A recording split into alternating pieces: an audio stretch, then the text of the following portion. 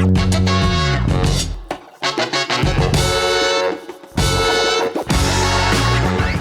is it. Hello and welcome to Classic Black Dude with your host Clark Jones, a.k.a. Pod Strickland. The man, I'm very excited, man. We got off to a great start with the podcast. We want to send a big shout out to, first of all, Studio 71. Also, Langston Kerman, Rob Hayes, Alicia Cowan, Brandy Denise Bowen, and my man, Dr. Ulysses Burley, who came through talking about the proper way to eat butt, which is a very important topic. It's current, and I want y'all safe. You know, we covered a lot of things. We did health, we did comedy, and we had women on the show. How about that? It's been a kind of interesting month for me, you know? Like, I hate to get into too much of my personal stuff. I do it in my comedy. But it's been crazy with the passing of John Witherspoon, a legend, one of the most classic black dudes. Bang, bang, bang. Coordinate, right? He passed away recently. I was involved in the shootout. I wasn't shooting anybody. I was just in the middle. A little crazy thing happened in Virginia. I only give the lead in to what happened because I want y'all to hear me talk about it when I make it into a joke. Big thank you to everybody who sent me love and affection. I made a donation to the Susan G. Komen Cancer Center. My mom was recently diagnosed with ovarian cancer, so I was in Chicago by her side, and it's different. You know, like a lot of people have a lot of things they talk about when it comes to age, and people are afraid of aging and getting older, but there's definitely a time difference or an energy difference between before you take care of your parents and after. Like, my mom's a superhero to me. I've never seen her sick, never really seen her have more than a stomach bug for more than a day. So to see her in a hospital and see her worried or see her down and see her emotionally in a different place, that was a test for me. But what happens is, and it's kind of like, I guess it's like, I don't have kids. I don't even have a prospect of having children right now, as far as I know, thank God. But like, a lot of people say they're scared to have kids because, you know, it's like, oh, I'm too selfish and I wouldn't be ready. And it's like something kicks in automatically. Like, just being there, this switch turns on and you're like, man, everything that you think about your mom, everything just comes back to you. And you're just like, okay, well, I'll be the strong person. And I went numb to any type of emotion because I didn't want to get too excited. I didn't want to get too down because everything was good when I first got there, and then there was a setback, and you know, that's the worst thing. Going backwards is the worst thing. But this is a big shout out, like I said, Susan G. Komen Center for cancer, and that's why people walk, and that's why the NFL players wear pink, I believe. I don't know, but make sure you make those donations in lieu of flowers to anybody, even if you don't know anybody being affected by that. The more money, the better, because that's where we are.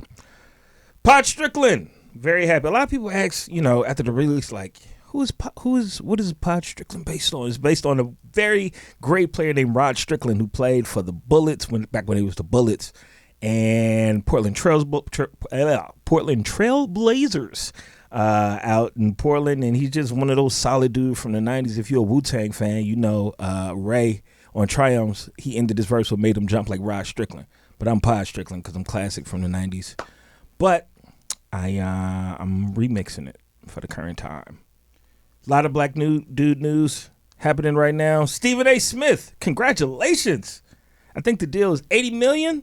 ESPN, he deserved it too. He been carrying that network. I love Stephen A. Smith. I love the banter with Max, and he was saying that he preferred to work with your favorite and mine. What's my man's name? Who are you talking about? Who's his who he started with? Not Max, but before Max is Skip. Him and Skip. That's what really got me into the sports banter back and forth on ESPN, man. But congratulations to that dude. There's a lot of other things going on. College athletes in California, law's already been passed. They're gonna start getting paid. Amateur athletics.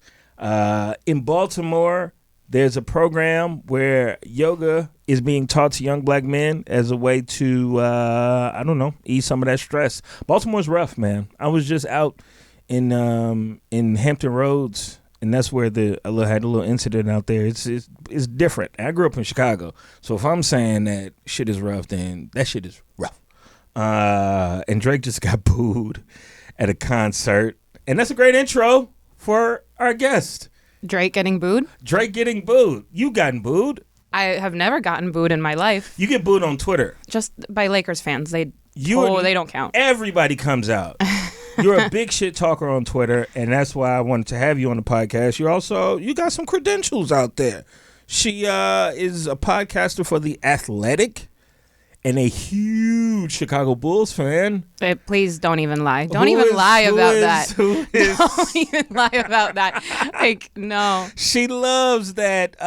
She loves a good, solid game plan on offense, four corners. Not for all this freestyling. She hates James Harden, I believe. None of this is true. None of this is true. I don't hate James Harden. The athletic part is true. I don't hate James Harden. I think it's annoying that he baits for fouls and then we have to watch it. It's just like a caricature. You don't like his defense? What defense, though? This show is all about defense and sports and the old fundamentals. We ran the clock out and we loved it. That's good basketball. I grew up listen, Kobe Bryant is my Jordan, okay? And I have arguments with people about this all day. That's why I argue about Jordan versus LeBron. And I don't care. It's not emotional to me because I don't love Michael Jordan. I never grew up like that. His time was a little bit like I was a kid when he was winning championships. I always knew he's great. I still think he's great. I still think he's the best to ever pick up a basketball.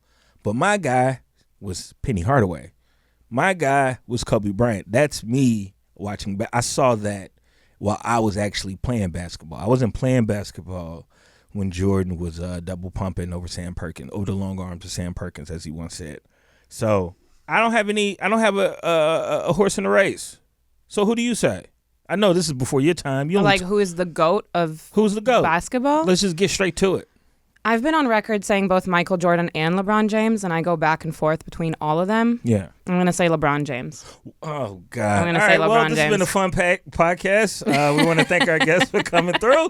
There's really nothing she can add at this point. Why do you get so offended when people say LeBron James, because it does not make any sense. It's like it's dichotomy. It's two. Some people are numbers people. Some people are emotion or passion people. I'm numbers, right?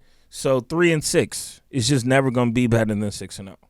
Even 3 and 0 wouldn't be better than 6 and 0. It's hard when you're talking championships when you're looking at two different generations. This whole True. rings culture, who am I taking player versus player? I would take LeBron James any day. Here's the thing. I think that with each generation, it's better, or it's a better chance that you're becoming better, right?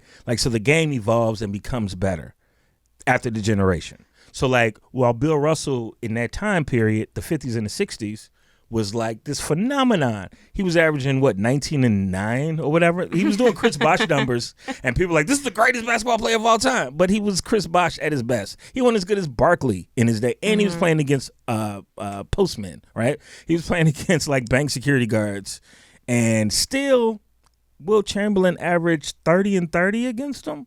So with time, it gets better. Kareem was better. So LeBron has the chance to there not even being a discussion because his era and health and science, all these things are better.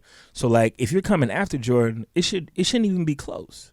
That's why the fact that it's debatable. Wait, I feel like you just made my point. No. Because the league is better now, so it's harder to get to that 6. Oh, you think it's harder? Yeah, the league is better now. You would say that the players that are in the league are also better now. There's more greatness everywhere. Well, for 9 straight, do you think 3 and 6 is acceptable? Is it acceptable? Is that acceptable? That's the dumbest question. Is that acceptable? It's the fucking 3 dumbest and 6? question. Just say. That's what people say when they don't want to answer. Is that acceptable? 3 and 6? Man. Is that acceptable? That's yes or no, man. I'm not even that big of I'm a huge LeBron fan, but it ain't even about fandom. I'm going around it so much. Fine, it's not. It's not acceptable. Is 6 and 0 acceptable? Yes, but you made the point though. It was 6 and 0 during an easier time because the league wasn't as good, right? What I'm I don't saying like is that. The fact that we're even debating it is LeBron is the most physically gifted player of all time. I'll give him that. Tallest, strongest, fastest. There's not a person in his prime, maybe even today, I don't know, Kawhi Leonard. But there's not a person bigger, stronger, and faster from 2004 through 2010, 2014, 10 straight years. What's the problem? How do you go 3-6? I don't know. You know what? Actually, I want to change my answer. You know what? If we're talking like impact winning, because like you keep going back to this ring culture thing. Yeah, ring culture is NBA Twitter talk. It's a culture where the only thing that matters is rings and not anything else, right? Which fair, because that's the point of the game, is to win a championship. So I get it. Stephen Curry, impact winning. You put him over Jordan?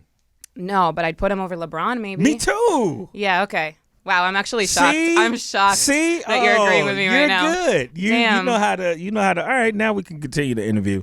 Nitz. Just Nitz. No, but what's the full name? It's Nitz Bluvstein. Nitz Bluvstein. In English. She was not born in America, if you can't tell. She was born in Israel, right? Been in America for 19 years? I did the math wrong when I told you that. It's actually 18. Oh, we got to talk to our producer because I hate to be embarrassed on the air. That's on me. You've been here how long? 18 years. 18 years. Mm-hmm. What brought you to the country? Well, my dad's job, but really they kind of lied to us. They were like, "Oh, his job's moving to America, so you guys have to move too." But it was really beginning of 2000 was the beginning of the second Intifada, which if you don't know what that is, no idea. Google it. But what is the fada? It was an Intifada, so it's an uprising. And it was an uprising in violence, both in, Gaza and Israel and it was just a mess. Google it, really, because I can't even get into it. The Gaza Strip. I know that. Congratulations. Yeah. That's like what y'all fighting over, right? So much more. See? So much more. See, you're way more coy about the Gaza Strip than like James Harden. Like, you're very open about that. Well, because I'm also like... God, I can't get started on Israeli politics right now because I'm really hungover and that's not going to go well. Okay. But Nitz decided to go to Las Vegas this weekend. Like an idiot. And she drove. Yeah, like an idiot. And then she was like, yeah, sure, I could do your podcast. So thank you. I'm here. Yeah, thank you for inviting me. You are here. You got here 2 minutes before we started. I appreciate you. Hell yeah. You don't have to get into but like if somebody's listening, and here's the thing. A lot of the listeners, America gets so caught up in America. And we don't even start learning about international history until about whenever you take an elective in college. Like, everything is American history up until, I don't know, maybe senior year of high school. So, like, I know for a lot of people who listen to the podcast now, like, I like to give the layman's term version of what it is. What is the Gaza Strip? Okay, so... Without even taking a side or, The Gaza, what is the conflict? But that's such a loaded question. Is it loaded? No, take a side. No, it's a super loaded question. But okay, the Gaza Strip is an area in Israel that is, geography is not my thing. So really, like, Google it and it'll make perfect sense if you just Google Gaza Strip. This is just like an appetizer, so you could look up some shit. So you guys can actually read into it. Mm-hmm. The reason that I say, like, the Intifada is, like, a loaded question is I grew up in Israel. And I lean very left, which is apparently rare for Israeli culture. You don't seem like it personality-wise. I seem right-wing to you? Jesus Christ. You seem like... I need to change my personality. You seem like a moderate. You seem like, you see both sides of it, and you kind of go from there. No, I lean incredibly left when it comes to Israeli politics. Primarily through, like, the experiences that I went through in college, and I was enlightened or whatever people want to call it, but I did grow up in Israel, so I grew up in the Israeli propaganda machine, right? So, like, most of what I know and have learned about the Intifada was when I grew up there, which is like probably not true. And there's still news now that will come out from Israeli publications. And I'm like, I don't know if I can believe it. I do not take the appropriate amount of time to actually go and dive into whether or not what I'm reading at the moment is like how I should take it. So I kind of take everything in. I lean very left when it comes to it. But that being said, the Intifada was an uprising in violence that I cannot speak to what the Palestinian side was going through. I can say that in terms of like casualties, you'll see the discrepancy in that because there will always be, you have an Israeli army into force and the oppressor versus the Gaza Strip. Like you're not going to get like I don't even know how to say this. It sounds so fucked up when I'm talking about people's lives that were taken away, but the discrepancy in the numbers are insane. Who's losing? Are you kidding? Who's like we have more people? The Palestinians easily, and Israel like kind of hides behind the fact that we're the most moral army in the world, and you can't see me because this is audio, but I'm putting air quotes. There is no such thing. But I grew up there during the Second Intifada, so all I knew it as is like, I'm going through rocket drills and bomb drills, and like I'm a kid and I can't walk to the mall because there might be a bomb on the way, and that's not like a hyper exaggeration. That's just what it was. That's really what it was, yeah. And I moved back to Israel after college, actually. Where'd you go? I went to UC Davis, unfortunately. Unfortunately. You're like a California ass. You're well, almost an Angelina. Of course I stayed in California. Yeah. Well, UC Davis is Northern California, by the way. Oh, the Bay, my bad. Yeah, well, it's not even. So it's 2 hours north of the Bay. It's full of cows and grass. I'm a city person, so I was not happy to go there. But you're from Israel. That ain't the city. Tel Aviv is the city. Oh, okay. Yeah, I'm from like so you do know the heart of the left in Israel. You do know your geography. Tel Aviv is a city. Oh, damn. Tel You're Aviv teaching me so much. is a great city. But yeah, I moved back there after college, and we were walking in Tel Aviv, and it's my favorite street. It's probably the equivalent of like Fifth Ave in New York. It's bars and restaurants. It's Dizengoff. Dizengoff. So we're walking down, and my mom just goes, I can't unsee the body parts in the trees. Fuck. Because you say fuck, but like I grew up around that. So to me, it's like a very nonchalant thing to say. Because like, yeah. And like my best friend was, there's a Sbarro bombing, which is one of the most publicized or famous bombings during that time. Sbarro? It was a Sbarro pizzeria. I think it was in Jerusalem. My bad. I thought that was like a Yiddish phrase. That the fucking pizza. Because I was going to mention a pizza, and then I don't want to be disrespectful doing a bombing story. So it actually is a Sbarro's pizza. It was actually the pizzeria. Okay. Yeah. Woo. So, and mind you, like, if I'm messing up details, like, that can be the case at this point. People will let us know. They'll Fantastic. Yeah. Oh, I love that. But she was walking in with her sister when it exploded, and she just tells the story of, like, running out with her sister and carrying her sister. She couldn't hear shit. She survived. She also beat cancer twice. She's like the best badass I've ever met. Badass. But that all those stories are really casual and average to me. Because like you grew up around that, right? So that's why like I can speak from the Israeli side, and now politically I speak very much from like the left, and I try to make sure that I'm not just like feeding into the Israeli propaganda. But in terms of my experiences with it, I can only speak from that. And that's why we moved. Boom. So, first of all, thank you for surviving. And that's your backstory. Wow, only person that's ever said that to me. No, I'm just kidding. We appreciate you being alive, man. And I just don't know.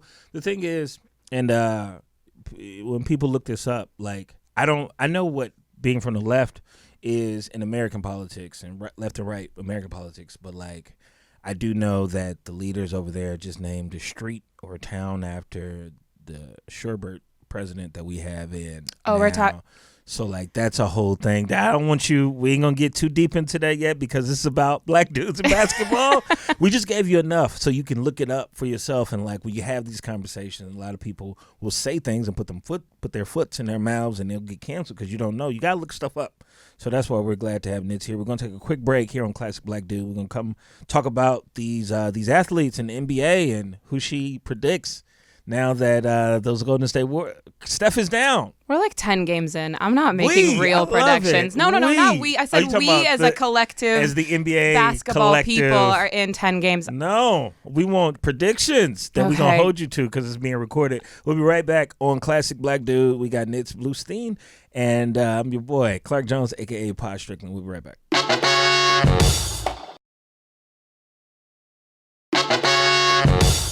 All right.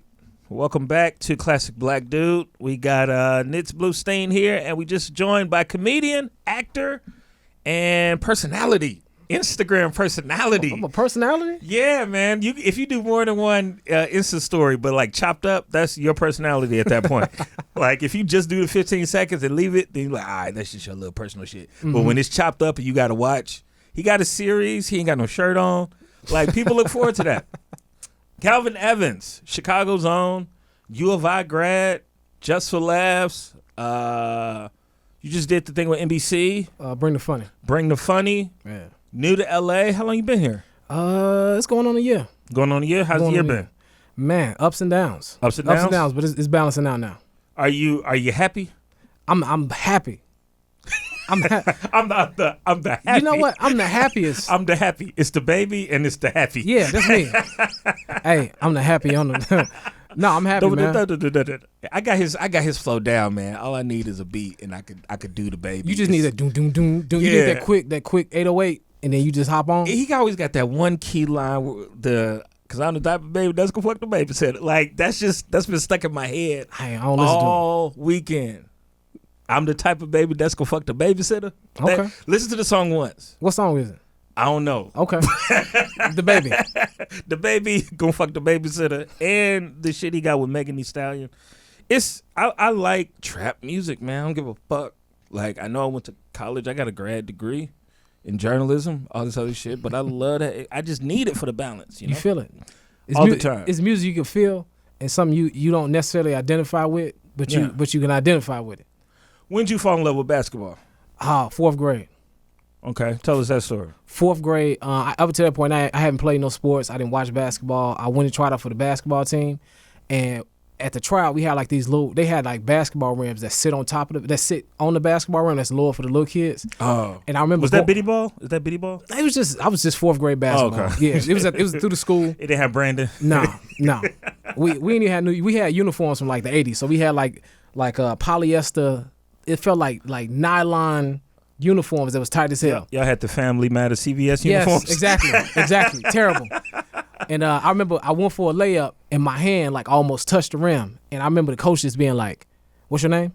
And he wrote my name down. I just remember like running home after school telling my mother like, "I made the basketball team." Yo, seeing your name as a kid on the list for Made It is like, it is. I don't know how comedy kind of relates to that, but it's the same when, you know, trying out for the Comedy Store and you trying to do the open mic and just seeing your name. It's something about seeing your name up there. It conjure back the same memories. I'm a part of something. I belong. Yeah, that sense of belonging. They pick me. Yeah. Are y'all familiar with the Maslow's hierarchy of needs? Y'all ever heard of that before? I've heard of it. I'm not. It's a triangle that says it lists like what like your most base needs is food, shelter, water, whatever. Mm-hmm. Then it's I forget it's something, but the third one is a need to belong, right? So this is why gangs will never go anywhere. This is why like people are always getting into like, oh, fight, do it for your country.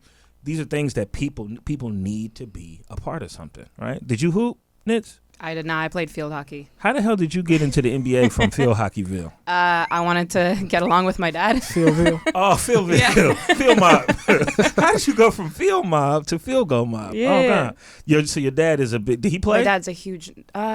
probably, because he's like 6'2" or something, but we grew up in Israel, so like that's a soccer. Is there a big... Is there anybody from Israel that made it? Roni Cycli? Omri Caspi. I think, and there's probably others, but I'm like not nationalistic enough to know who. Nationalism. That's the word I was looking for. Yeah, you were looking for it. I found it for you. Thank you, Nitz. Nitz got a Funky Brewster vest jacket on. I love it, man. It's like comfortable, but it's also a denim. I've never seen that. This is fire. Okay. I love this jacket. You can say that as much as you want to, but that don't make it true. Y'all getting it? You got the jacket? Yeah, we got 3 cameras in here. Cool. We got 4. Make sure everybody. Oh, damn. Thank you to our sponsors. Yeah, so like just a connection through your parents or your dad specifically? Yeah, my dad. It's funny that you say parents because my mom tries to get into it too, but she doesn't get shit. Same reason. She doesn't fucking understand anything. Does she know field hockey? No, God, they didn't come to a game. Are you kidding? All right, we getting something deeper. Lack of support. No, okay. In if Israeli they listen homes. to this, I am very close with my parents. Okay. But I wasn't like, oh, field hockey, I'm going to take this. It was like you did it because you're in high school and you want to belong to something. Yeah. Whatever. But no, I got into hoop because of my dad. You missed the, Calvin, we did a preliminary Jordan LeBron thing. I told him Kobe's my era more so than Jordan. Like, I have non-emotional attachment to saying Jordan is the greatest to ever pick up the basketball. But Jordan is the greatest, right? Yeah, absolutely. Yeah, I just don't have an emotion to it. It's not like I'm saying like, oh, fuck Jordan, I don't care. It's just like, the 96 class is the greatest basketball class ever, undeniably. Y'all have any pushback? Agree? I have like no opinions on this, but I do want to know his take on the whole because I have literally zero opinions on it. I'm not going to pretend to have it. What class do you know? When was LeBron drafted? 2003. Thank you. Oh God, that's the one. Ask your question. Okay, because he had a whole thing about like the 6-0 and the 3-6 when we're talking like LeBron versus Jordan. And then he also went to a little soliloquy about like soliloquy, great word. I don't even know if I'm using it right. ESL? Did you? I was ESL. I learned English when I was 9, so thank you. Over here or over there? In California. Oh, okay. Well, yeah. I moved here like that counts. Fresh, didn't know shit. Okay. We can't tell. You're doing good. Thank you. I think my English has like gotten to a certain place, but the question is okay. Because we were talking about how the league is way better now than it was then. So, like, how do you talk about that when you're like, Jordan's the greatest? You saying the league is better? I feel the league like is better now. I disagree. I feel like I disagree that the league is. I felt like growing up in the 90s era, like watching basketball, I feel like the league was more balanced in that you always had like at least 2 good players. Like NBA Jam wouldn't exist last year. But don't you feel like it's kind of becoming NBA Jam now? Where like the wave right now is to have 2 good players. And that's what I'm saying. Like now, this when LeBron left the Cavs, the league it's like it fixed itself. It balanced out. So like right now the league is in a good place. But I felt like in like the last 3 years, like you knew LeBron was going to the finals and you knew the Warriors were going to the finals. Yeah. So that sucked. So when I say the NBA Jam, we grew up in. I love the Warriors. I love the Warriors. That was some of the greatest basketball you will ever see in your life. We'll talk about that in a second. I disagree with that. But I just feel like. Are you a Jordan fan? I ain't gonna let that slide. And the thing is, it's just like I'm not one of those people that's just like things can't change. I feel like what Michael Jordan brought to the game, like Michael Jordan made basketball global. Like if you didn't know nobody in the world, you knew Michael Jordan. You knew the Jumpman symbol. All these contract signers have Michael Jordan a thing. Yeah, absolutely. But I feel like what Michael Jordan did and how he did it, his name will live on forever. And then you got people now that have shoes that nobody cares about. Nobody's buying Damian Lillard shoe. Ain't nobody rushing to buy a Russell Westbrook shoe, but people still rush to buy Michael Jordan shoes. You see what I'm saying? Yeah, but you're comparing something that like will never be touched. Like the Jordan brand is no one's ever gonna get close to it. LeBron made a good shoe, but he made them ankle boots or whatever them thick ass shoes that he made. If his shoe was decent, he would have more of a argument. And I kind of get off into like a marketing business standpoint, but I'm just saying like what he meant to basketball can't be topped. Like I feel like he should be the NBA logo. If he wasn't a brand, he would be the NBA logo. That's how I feel about it. Okay, but because he meant that much to basketball, you put him as a player over LeBron. I think LeBron is the greatest overall basketball player. I think Michael Jordan is the greatest basketball player. So you see, this is the thing. Wait a minute. We can't just let that. Okay, LeBron. What does that mean? LeBron's the greatest overall basketball player. When I say basketball player, like I would put LeBron James over Magic Johnson, somebody that could score, pass, rebound. Like I'm saying, like in all statistical categories, LeBron James is amazing. I've never seen no one like him. The league hasn't seen anyone like him. I think he's the greatest athlete, period. Like the biggest, fastest, strongest athlete in any sport that I could, I don't know what Otis Thorpe Jim Thorpe was in the 20s and 30s, but like in my lifetime and from all the study and video I've ever watched, nobody's been more athletically dominant than LeBron James. Absolutely. I just don't think he has a skill set as a basketball player. I think he does. What does he do well? I mean, he has great court vision, handle the ball. His 3-point shooting has been amazing in the last 3 years. Has improved statistically. So I'm saying like even if he was just a regular athlete, somebody that just kind of played all sports. Yeah. He still has a skill set higher than a lot of players that's in the league at his size. That's a wild thing to say that LeBron doesn't have a basketball skill set. I mean, there's like 5 different eras for him. Like there was the post player where he's working with Hakeem Olajuwon. There was the rookie. There was the first go round with Cleveland. It's like I don't know what era of his career to compare to Jordan, because Jordan, Kobe, it was like this steady climb to what they are, and they developed what they have for that time period. I mean, there's, fadeaway Jordan and, dunking from the free throw, but essentially it's the same player. LeBron has been different things to different generations for the past, I don't know, almost 20 years. But you know what I'm saying? I'm sorry, go ahead. Like what's his calling card? That's like LeBron is the greatest. If we're talking about skill set, what does he do? He passes. He don't pass better than Magic. I mean, does it look good? I feel like up there. But that's what I'm saying. Like passing is passing. Like decision making. Up there. Are you kidding? Kyle Korver? Literally the only thing. Sure, like he doesn't shoot as well as Steph Curry. He doesn't pass as well as Magic Johnson. You hear the people that you're like comparing him to, but he can do all of it literally other than make his free throws at a high clip. That's like the only thing. I didn't even thinking about that. Thanks for bringing that up. He shoots like what, 81% or 80%, something like not. In the playoffs is like not 70, great. 73. That's 75. high. That's right. That's on the high like side, he shoots right? badly in the playoffs. And that's why Michael Jordan is the greatest. That's what. So what we was all his free throw percent? Is definitely higher. Like let's talk about winning percentage. Yeah. But no, but I think, but the thing about I feel about Jordan is Jordan just has like a winning. He had like a winning resume. Yeah. Like he lost for about 7 years, and then when he started winning. And to come back after retirement and then win again, he definitely should have just stayed retired. That Wizards year, that was like a that was a spinoff TV show that you forgot about. Scrubs season 9, like we don't talk about that. Yeah. So I think reboot.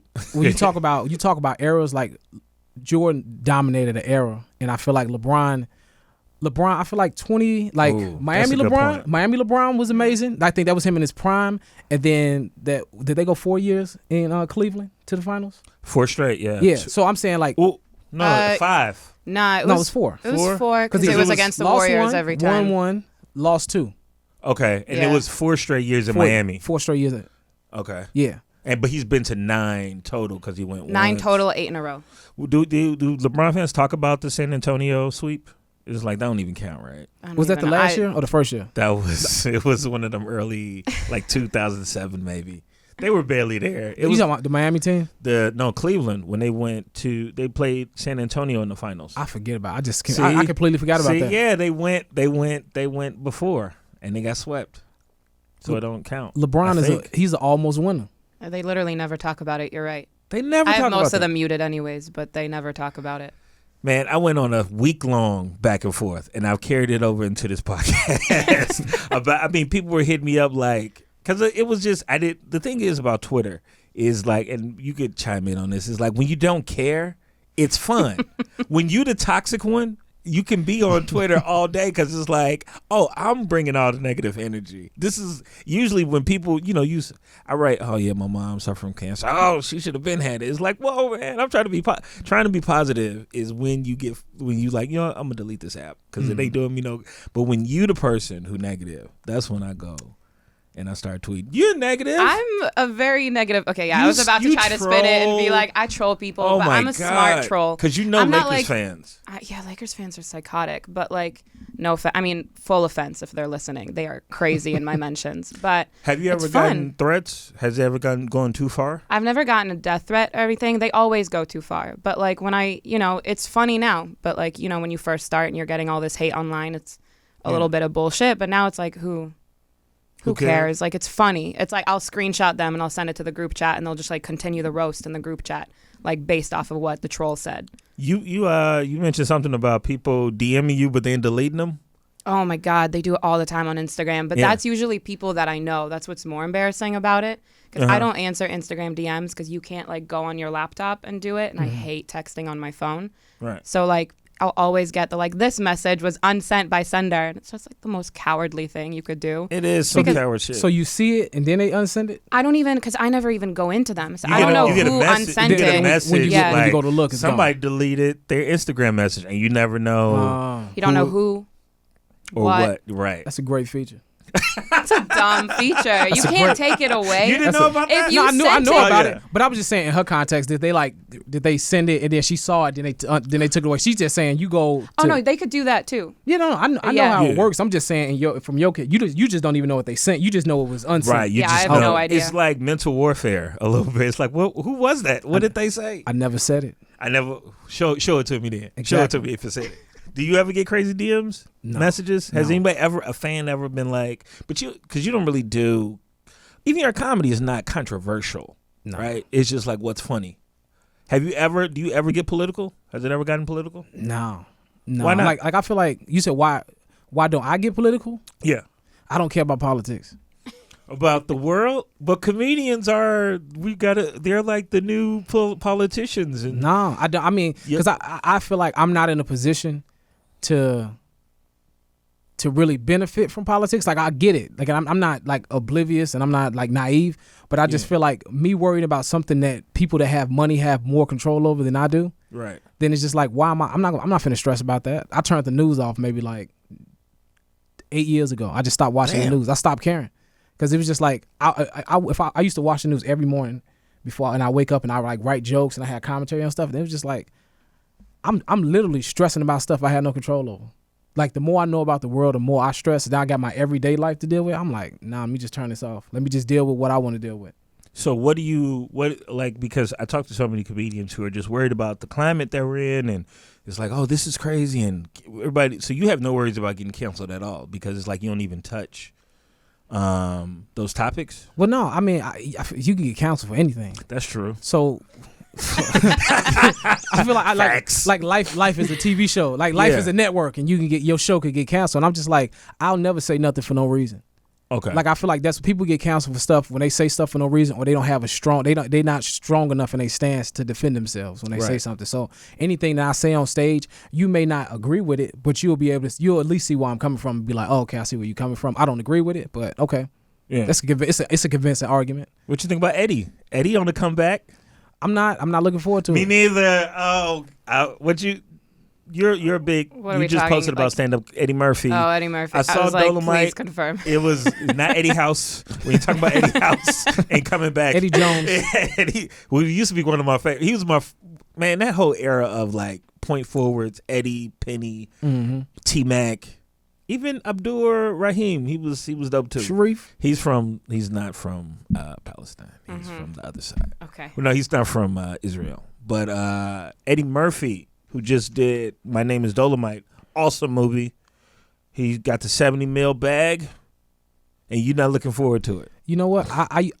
It was like a stretch of maybe like 3 or 4 years. Remember he got was it the Mark Twain Award? Yeah. Got the Mark Twain Award. And he was funny for like 15 seconds. He had a chance to it was so many times the SNL. He had so many chances. He had a microphone in his hand, and everybody was just like, come on. And he was just like, no. He kind of tiptoed. He gave us a little Bill Cosby impression at the Mark Twain Awards. He was funny being himself. Yeah. But in an opportunity where like a Dave Chappelle would have just kind of went into like some world. It was just like, and it was my expectation was so high, and then I just kind of like I popped the bubble. Like I don't expect nothing from Eddie Murphy. But wait, why is he making a comeback? Where did he go? 70 mil. He hadn't been. But like, was he like canceled? He hasn't done stand up since 88. No, he was doing because I got that one out. He got an album out, the one where he had like his head twisted. It was like a black and white album. I can't think of the name of it. He did stand up. He was doing stand up. It was way after Raw. So it was like the 90s. It felt like maybe the early 90s. Oh shit. So he did stand up. It was like a comedy album. But at least 20 years. Right, but it had been a minute since he's like been in front of like spotlight concert. Okay. But he's been big regardless. Movies, yes. Huge. Like, I knew about him in Israel, and mind you, I know nothing about anything. Oh, global icon. Yeah. Like you say Michael Jordan, Eddie Murphy, but for comedy. And just for context, if I go 4 days without going on stage, I forget how to tell jokes. You know what I mean? Like, it's that quick. Like, it's this muscle that you got to keep sharp. So to step away for 20 years, it's just I don't even know. My biggest thing is I don't want critics who just started blogging to be able to critique Eddie fucking Murphy. Like I just don't feel like that's a right you got to earn. But that's the art. That's the art that we in. If somebody offered the two of you like $70 million, you know what, like $35 million right now to just not do stand up ever again. Oh shit. Would you like? It's been a good career. I've had my moments. Right. You know so you're saying like 20 years he didn't step behind the mic, and you're like, if I go 4 days, I can't do it. But like, he's making shit tons of money. Does he really need to be doing stand-up? Oh, he definitely don't need to. I don't know why. I mean, Netflix is giving him 70, so that's a good reason. That's a good start. And he got the wave going with Dolomite and hosting SNL. So I get it, and I think he's going about it the right way to kind of unroll it. It's just like, we just live in this like, man, everybody thinks their opinion matters, and everybody thinks their opinion on comedy definitely matters, right? Whereas like, oh, they're not funny. It's like, it's not a qualitative measure. Mm-hmm. Or it is a qualitative thing. It's not quantitative. So you can't just say Eddie ain't funny. Well, I think he isn't funny, so he isn't funny. Yeah, it's my opinion. I'm imitating somebody on Facebook, which I need to quit.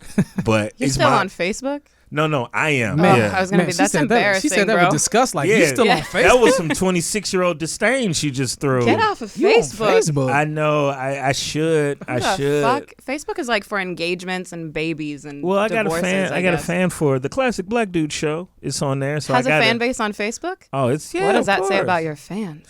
They of all They're ages. lovely. Wow, They love the content, You, baby. you social media shaming. I Right now. know. Of course. Social shaming. We're gonna take a quick break here on Classic Black Dude. So excited to have my two guests, Nitz and Calvin Evans, and we'll be right back.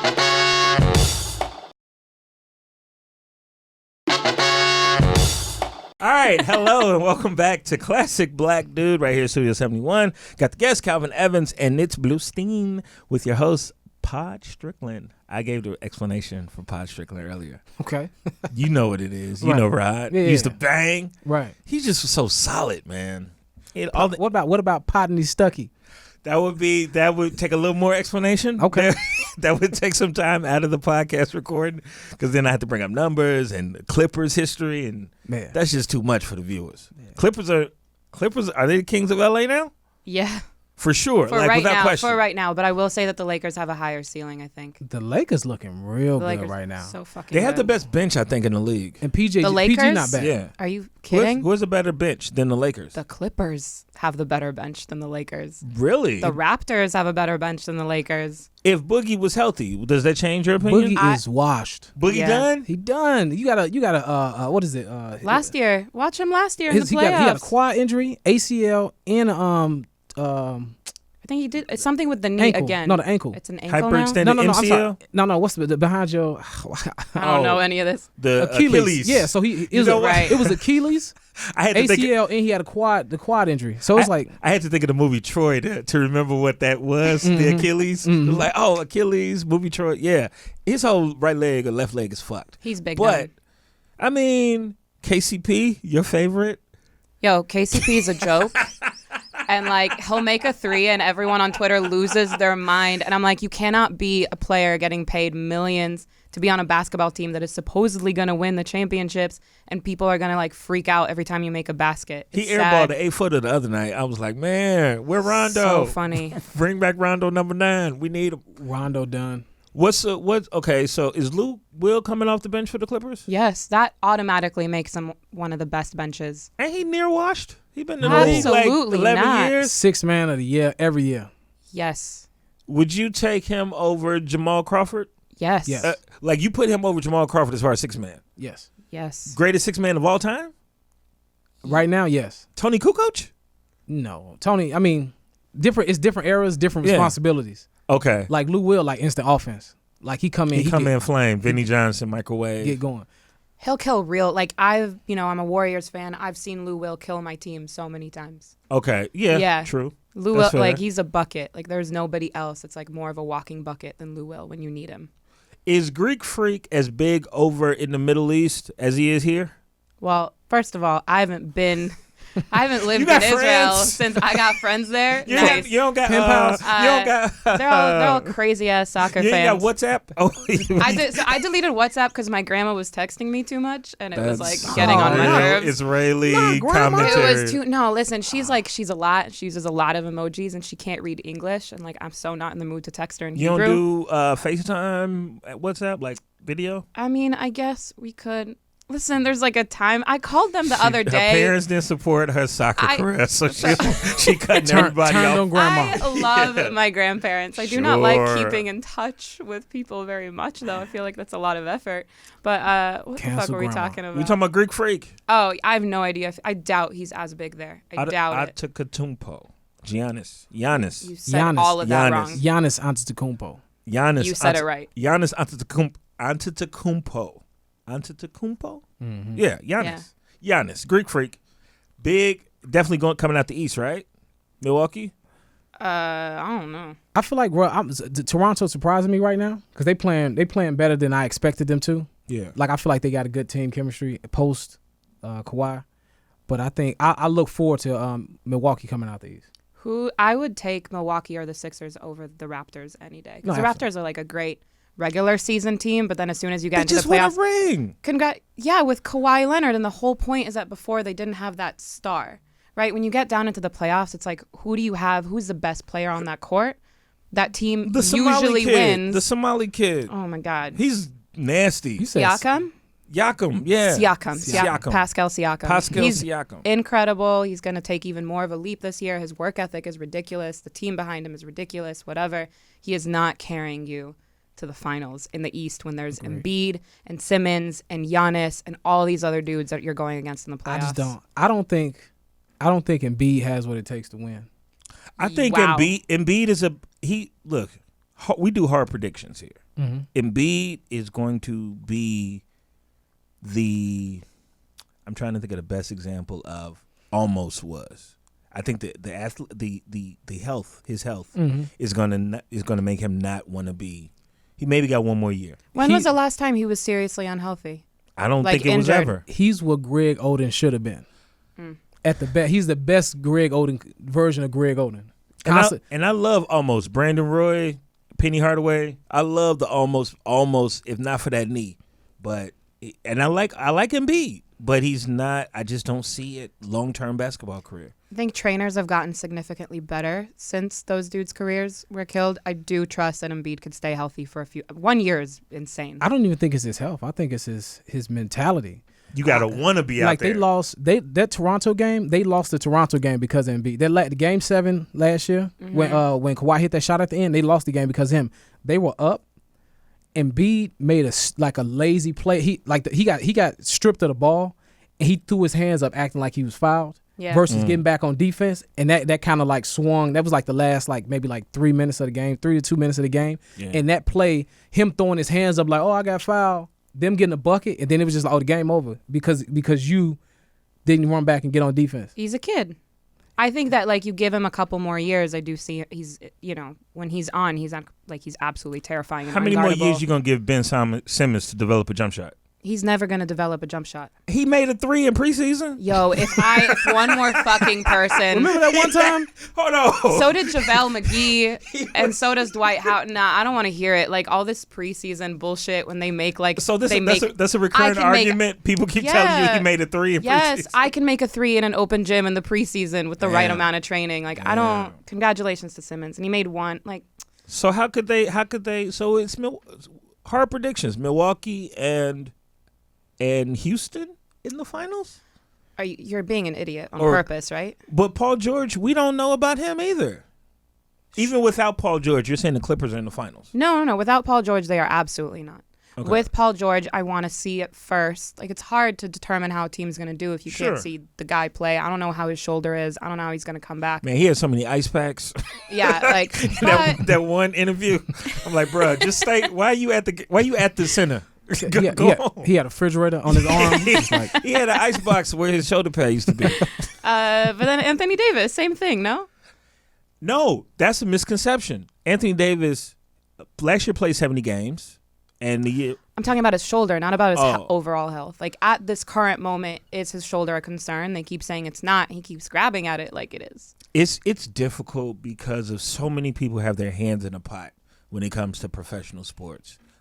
Signing with agencies, and you just have so many more things to think. I don't know what's real and what's not real anymore. People fake health issues just to get some time off. LeBron's going to average, he's going to play maybe 55 games this year just because he's bigger than basketball, right? There's no way he only plays 55 games a season.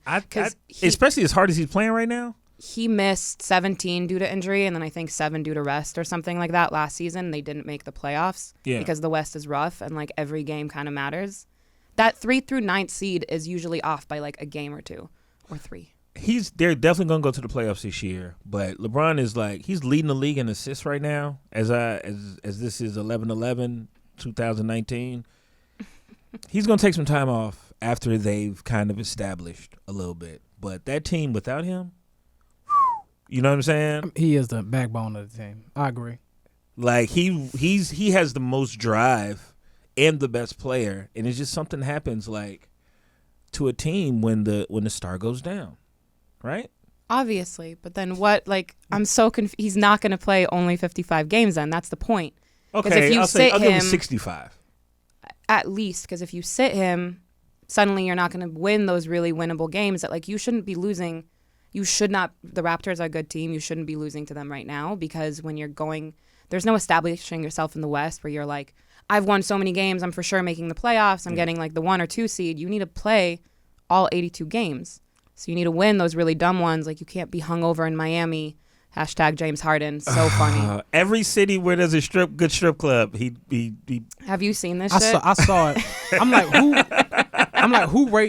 did the empirical evidence? Who ranking strip clubs? Yeah. Well, Drake, who got booed recently, he's a big proponent. But yeah, I thought with there was something about like, and this is like jumping off into another thing, but they were saying that visiting teams in the NBA are better now because of certain apps where they don't have to go to the club to meet women and don't have to go to the strip club. It's a lot more. You just pull up. It just everybody know you at the Hilton. You know what I'm saying? You at the Wyndham. Mm-hmm. I'm just naming fancy hotels that I go to. I can't afford the whatever the nice ones are in Miami. But like I guess he's still like going out and tipping. It's a part of the process. I've never heard this theory of like there's apps now, so they're better. But sure. Find me the correlation, the statistical significance, like this Reddit user did. You all about stats? I'm not at all. Oh, that's the thing. Numbers. No, I like stats. I don't get something if I don't watch it. So like I can't talk about a game I didn't see. Mm-hmm. And like just because I read the stats, I'm also like a huge Draymond Green fan. So that's like the ultimate. Man, like you can't just read the stat line. You're like a damn gnome. Like you're like a big Draymond fan, and you're not from Michigan? Huge Draymond fan. Why would I be from Michigan? Because he went to Michigan State. And that's the only people I know that root for fucking Draymond Green. I'm a Warriors fan. I think that anybody that's watched the Warriors the last few years knows that he's incredibly important to that team's success. His stat line looks like a joke.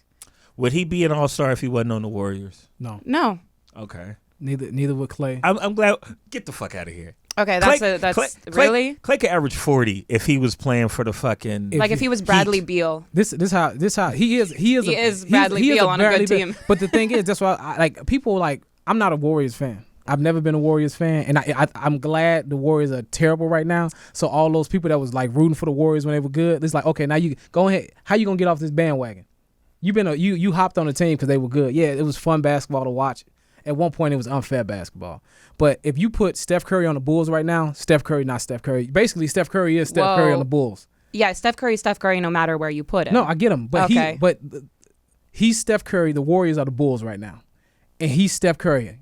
Do you understand what I'm saying? Absolutely not. I'm saying the team is terrible. The Warriors are the Bulls. He's terrible. Yeah, the Warriors are terrible. He is who he is on the terrible team.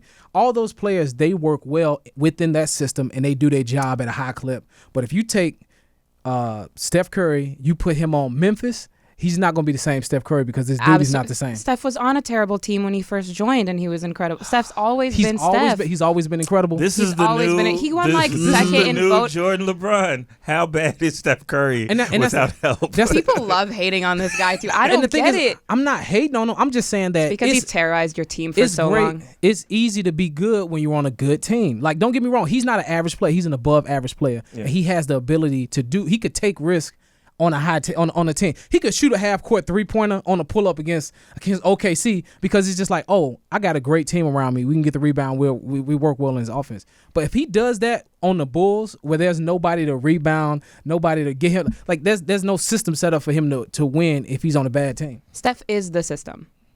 Right, it only works because Steph's on that team. This is how we're going to do this. Because we usually play, sometimes we play Classic Black do Jeopardy, sometimes we do Pyramid. But what we're going to do is we're just going to have just final 5 questions, right? I'll name 2 players. You tell me who's better, not why. I just want to lock y'all in to who y'all think is better. We're going to do it. We're going to do 5, okay? Pull your hair back, Nitz. You ready? I'm so excited for whoever fan base I'm going to piss off today. Okay. Anthony Davis, Kevin Durant. Kevin Durant. Oh, man. If you want to say Anthony Davis just to be devil's advocate, you can go ahead, but you're wrong. I say AD. That's just... But you're all about winning culture 6-0, but AD's barely led them in the playoffs. They would lose a game if he played for the Warriors. Sure. All right. Dwayne Wade or Allen Iverson? It's Dwayne Wade, but Allen Iverson's one of my favorite players of all time, so this is rough. See, I explicitly said don't say why. I'm sorry. I feel like I explicitly said that, but it's fine. I stuck it in there anyways. Okay, Dwayne Wade. AI. Scottie Pippen, Tracy McGrady. Scottie Pippen. Scottie Pippen. Charles Barkley, Karl Malone. That hurt. Karl Malone. I don't even. Karl Malone? I hate to say it, but Karl Malone. I'm gonna say Charles Barkley. Ooh, okay. They both MVPs. I don't know. That's a tough one. Okay. Shaquille O'Neal, Dirk Nowitzki. Shaq. Okay. Steve Nash, Jason Kidd. Jason Kidd. Steve Nash. All right, we mostly agreed.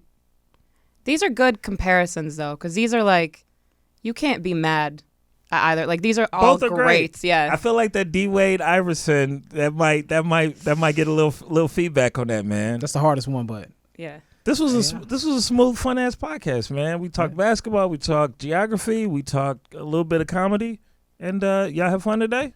Yeah. Terrible time. Tell people where they can find your ass. You could find me at. I always forget. I think it's NitzB on Instagram and Nitz Bluv NITZBLUV on Twitter. You could follow me on the Athletic Podcast and on the Daily Ding, and Count the Dings on the Friday Mailbag. And y'all tour, right? You do live shows? We do live shows. Our next one hasn't been confirmed, so I don't know if I'm allowed to share, but whatever. Yeah. The unofficial maybe happening is January in LA. So here. Oh, shit. Come through. Calvin, where can they find you? You can find me on IG at Calvin Evans Comedy. Okay. That's where I be at. You got a website too, so people can see what shows? It's not updated. Do you post your shows? I post it on my IG. So IG is where I hang out at. You're going to see some of everything. Calvin Evans Comedy on IG. Of course, our show is Classic Black Dude. You can find us on all of the streaming networks. Make sure you rate, subscribe, comment, share. I'm at the Clark Jones, CHEE Clark Jones. This has been another fun show. Thank you to Studio 71. We are here, Classic Black Dude, with your host, Clark Jones, a.k.a. Pod Strickland. Another one in the books. Y'all have been so lovely. Take care of yourselves. Thank you so much.